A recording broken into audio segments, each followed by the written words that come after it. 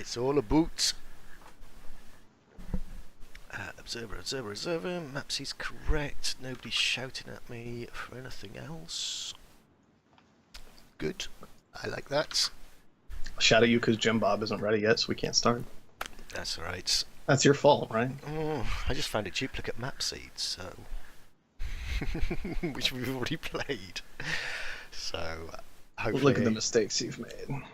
Yeah, well, there's many. There's a long list. That's all right. Yeah, we muddle through somehow.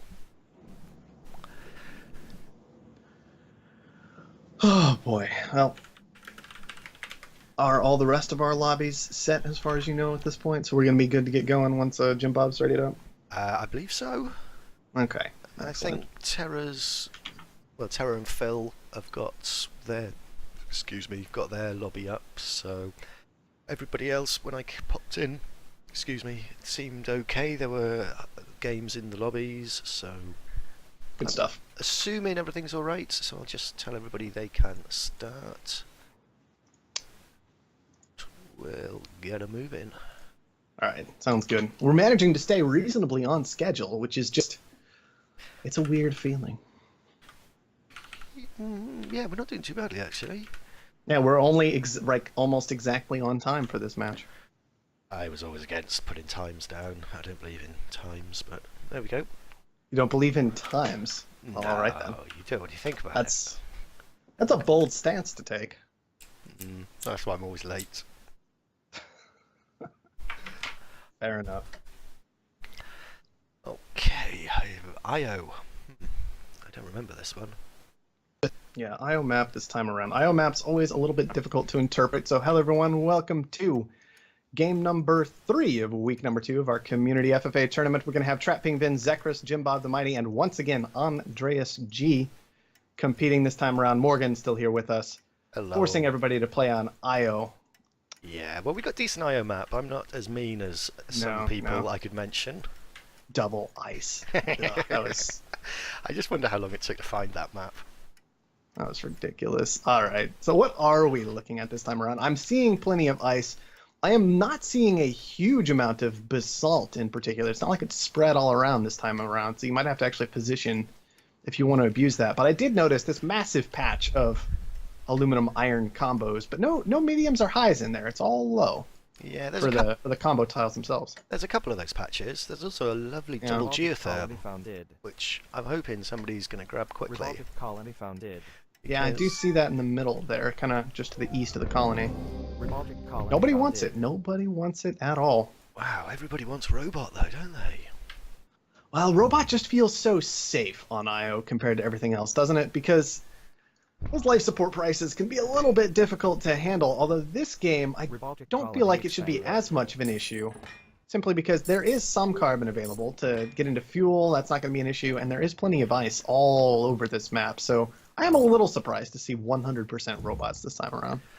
Yeah, I mean, I quite like Expansive. I think Expansive is unbelievably powerful on IO. But you are quite correct. If you don't watch your back, then the life support will kill you. Colony expanded. Literally Will kill you.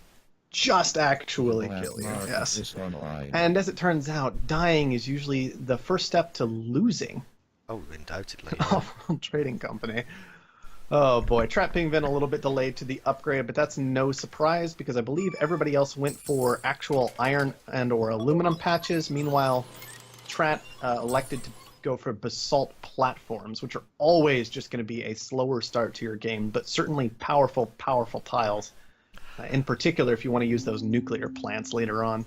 Yeah, I mean, I was quite interested to see how the players would prioritise basalt, if they would at all. And I'm a little bit surprised that we haven't seen a few more people try to exploit it, because, to my mind, certainly there's a few decent patches here. But yeah, basalt, it can be good. There are a large number of downsides to basalt, though. I mean, just not being able to use it for anything else is always kind of dangerous, and it does kind of cap out at that 2 resource value. Typically, with its adjacency bonus, bumps it up to 3. It's always a little bit difficult to actually use the resources themselves sometimes, so you have to be careful with it. You have to know what you're doing if you're going to go ahead and use basalt. yeah, I kind of like it because you get 3 things for 1. Robotic Yeah. colony expanded. It is a risk. You need to be well, plan your game, because Robotic otherwise, colony like you say, it's slow. expanded. Z-Cruise decided he was having one of these geothermals out of the doubles. I don't know if anybody can contest the other one. Be nice to see it, but we'll see. Strat's No, he's going to get both. He's got both. Good move. Yep. Short term, anyway. Long term, Yeah, I don't know quite how it's going to go.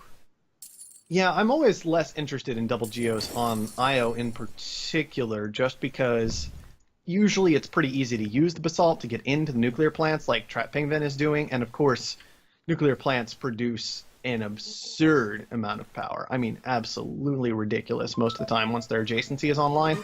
Not that much worse than the double geotherms themselves, realistically, and just so much easier to use, also a little bit cheaper to put down. So, Yeah, you've also got the possibility you could rotate them later if power drops, which usually does, we see on IO. absolutely. Jim Bob's gone for 3 solar panels, which we don't see many solar panels on IO, do we?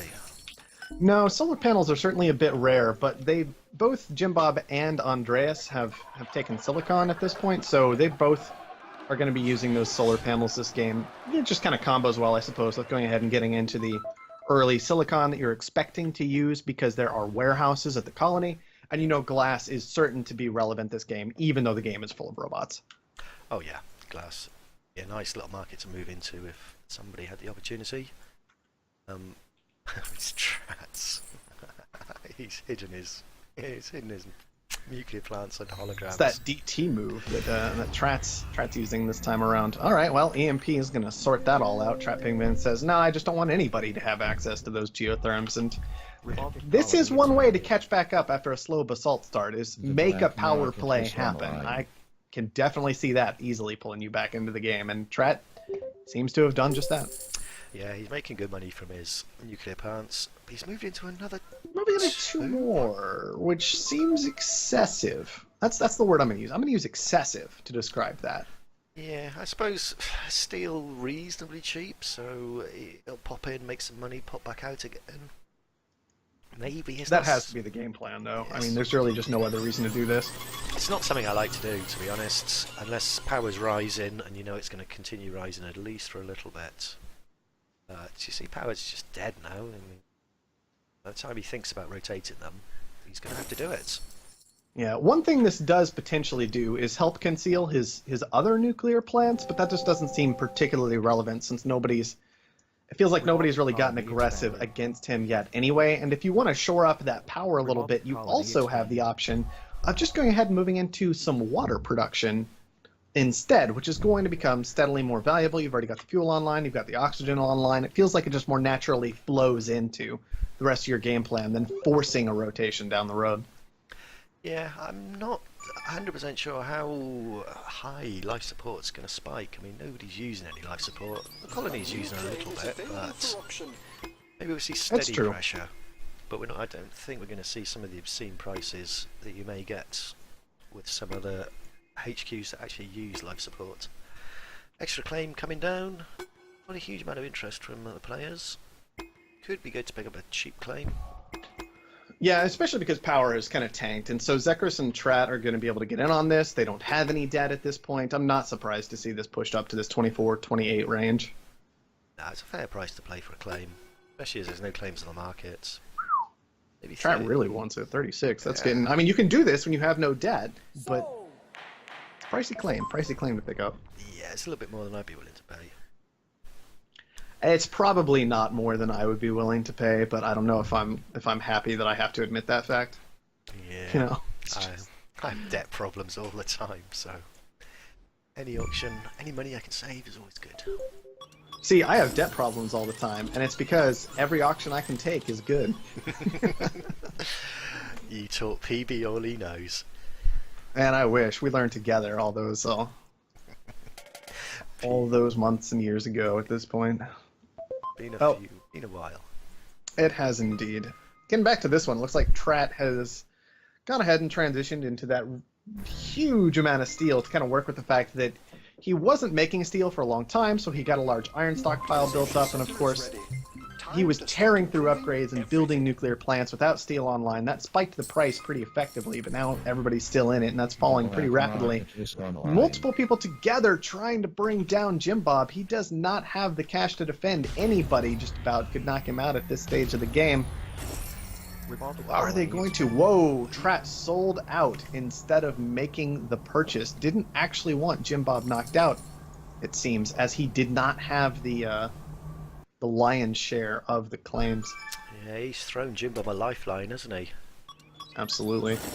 Which I can see why he's done it. I mean, Andreas would be pretty powerful if he picked up a cheap sub, although I kind of don't like him hanging around there at HQ3. Much prefer to see the upgrade out of him. And he's going to have to back out and do it now. This purchase did not work out at all for Andreas G, and now he's just going to be running quite far behind HQ level 3 when Zekrus has already managed to push up to 5. Yeah, and he's got an optimization center running as well. Going to get some chemical upgrades, already got one glass upgrade, so he's going to be in a reasonably powerful position. Definitely going to provide some competition for Trat.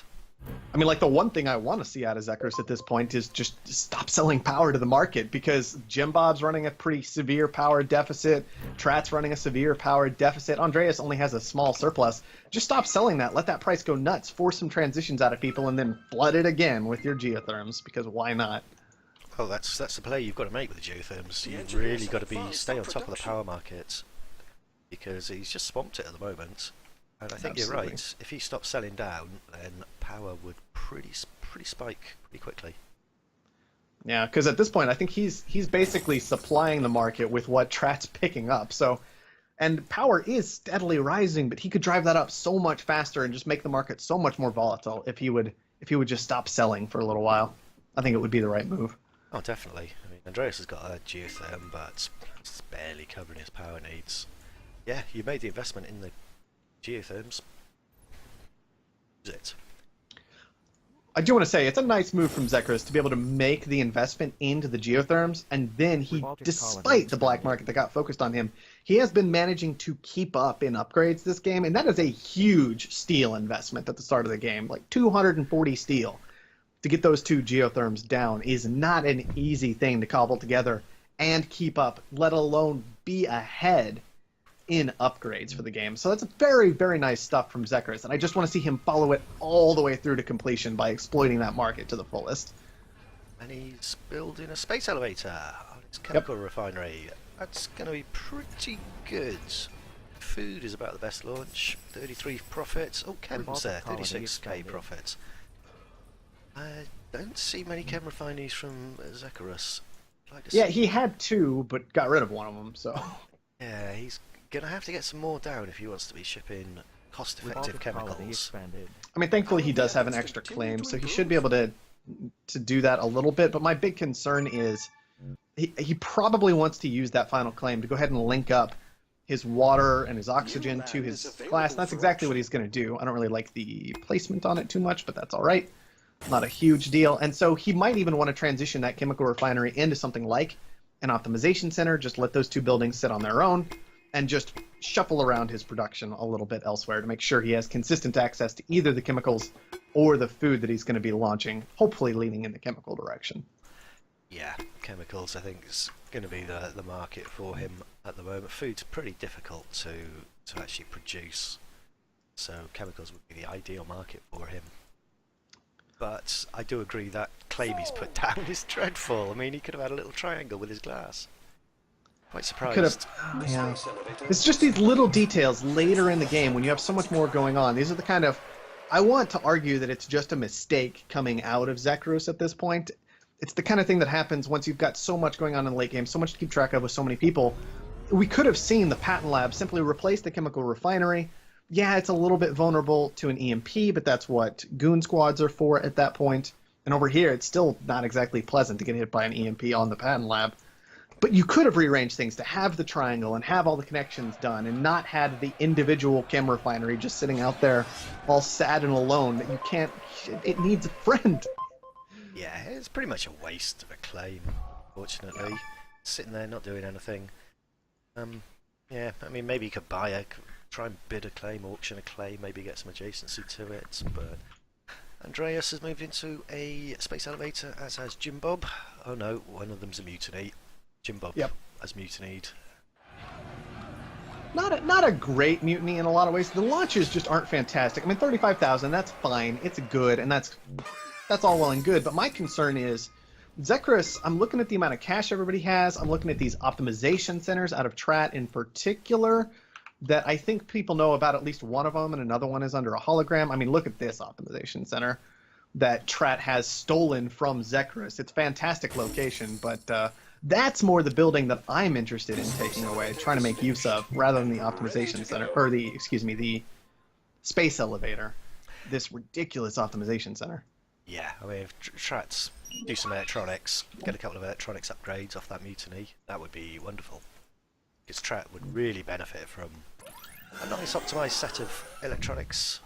Yeah, and he's already got 3. He's at advanced electronics production. He's been hacking up electronics. Other people have been not moving into electronics, in particular not heavily. I think this is recent from Andreas. And they really don't have a good reason to do so. I mean, aluminum's ridiculously expensive, carbon's expensive, silicon's expensive, so it's really these optimizations have worked out very well for Trat and giving him access to a market he can both hack and make money from pretty easily that no one else is really likely to get much done with. Yeah, I think Superconductor there is an important pickup for Trat because he was leaking so much power. So much power, yeah. He's been accumulating an awful lot of debt and can't keep that up forever. Yeah, he's lucky he's got Superconductor and now he's got a chance to pay some of that debt down because that was on the verge of going to be a huge problem for him. Good work, though. I mean, a nuclear plant's always a great combo with superconductor, of course. They're just so powerful and very easily drop right next to your base. Yeah, obscenely good. Okay, Trat's going to be our first player to get aggressive this game. He's bought up most of his own stock and chose to get a hold of as much of Zekrus as he could. Interestingly enough, choosing to continue to buy into Zekrus and pay double price for those rather than taking his own stock honestly does surprise me a bit. I think Trat's in a good position. He's got enough money to allow Zekrus to buy his stock up, and then he will say thank you very much when he snaps up Zekrus and gets his stock back. Fair enough. Fair enough. I think it's a good move. It does push the buy earlier rather than drawing it out and perhaps going for a more sure buy. If you think you're going to get there anyway, I think you're right that it does make sense to just put as much money as possible into the purchase, to rush to that as fast as you can to pick up that subsidiary. If you're sure you're going to get to the buy, then I think you're right. That is a sensible thing to do. Andreas G making good use of mules. He's got quite a few here running about, bringing in some carbon, the silicon, and he's got his... Yeah, he's managed to kill off the aluminium price by those massive high aluminiums he's got there. So that should have made him some money. Yeah, I mean, you can see he's managed to get a hold of quite a lot of cash purely because he has his own stock purchased all the way at this point. I do wonder if he would have been in a position to try and make a similar move to Trat, buy up 1 or 2 of his own stock, but really get heavily aggressive against Jim Bob the Mighty to try and keep up with this Trat purchase, because of course it looks like Andreas G, he has 2 of his own space elevators. That's looking very nice. There's reasonably profitable things to launch. And on top of that, Jim Bob where are his space elevators? That's my question right now. I know he's been focused on stealing one as often as he can. Yeah, he's got one to the south of his base. Yeah, one to the south. I think the other one was a mutiny. And he's still got 2 somewhere. Is one of them mutinied away from somebody? Oh no, it's still constructing. There it is. It's about half done. Just not very tall yet is why I couldn't find it, but wow, it's working its way on up. The animation to that's amazing. It's the first time I've noticed that. You haven't watched a space elevator build before? I'd be far too busy fighting the competition. That's fair. I've spent quite a bit of time watching each of the individual animations. So, but yeah, the space elevator, it's cool. I like it. Yeah, I would totally agree with you. Andreas needs to get aggressive on Jim Bob if he hopes to keep up here. I mean, Trat is slowing down a little bit. Not making the buy on Zekrus as quickly as I'd have thought. Yeah, he has not been able to keep up that high level of income that he was able to maintain earlier. Some of that was just purely due to an EMP, Some of it was the fact that I believe he's actually, he's paid down all of his debt at this point, either through power production or through actually paying it down. But he had to get through something like 130,000 debt like that or so. So if you look at that, if he hadn't had to do that, he'd have been at the buy quite easily already. But regardless, it looks like he's going to get there without too much more difficulty. This power is making him an absurd amount of money. Yeah, disgusting.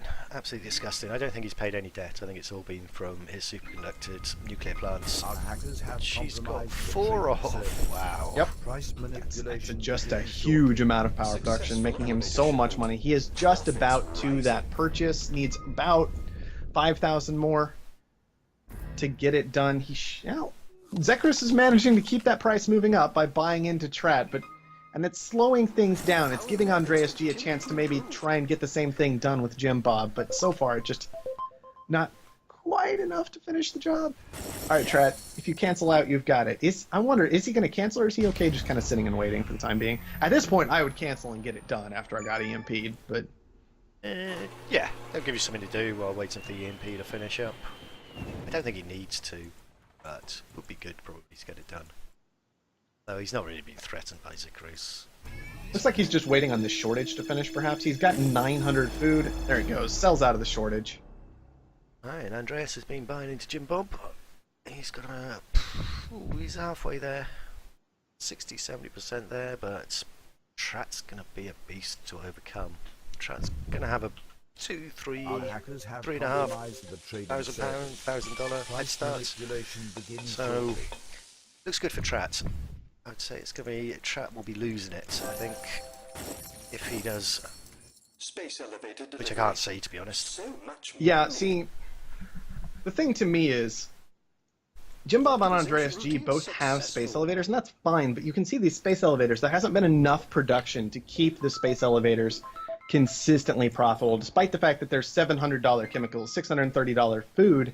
There just haven't been enough optimizations to go along with that to keep the space elevator profitable. And so Jim Bob, he has no optimizations, is only trying to get into that now. Andreas G has never made any move whatsoever to hit optimization centers. Meanwhile, Trat, yeah, everybody else had space elevators, and they made their quick boost to cash off of it when those were profitable. But now, those space elevators have led to very, very high prices, and Trat's the one with the optimization. So even if Andreas pushes to this buy, which he can do, I think I agree with you that Trat's just going to roll over everyone purely with the on-world markets this game. Yeah, I mean, Trat's almost got enough money. Oh, there we go. I was going to say, he could probably snap up half of Jim Bob or Andreas if he wanted to. I mean, I'd want to have Andreas rather than Jim Bob, but Trat's not too far off. If he wanted to take half of Andreas, it's going to cost him 570,000. Another 200k and he's there. Yeah, either way, a little under 600 to pick up either player at this point. Andreas is the more obvious threat, also has more stock, so he's a bit of a more interesting pickup in general.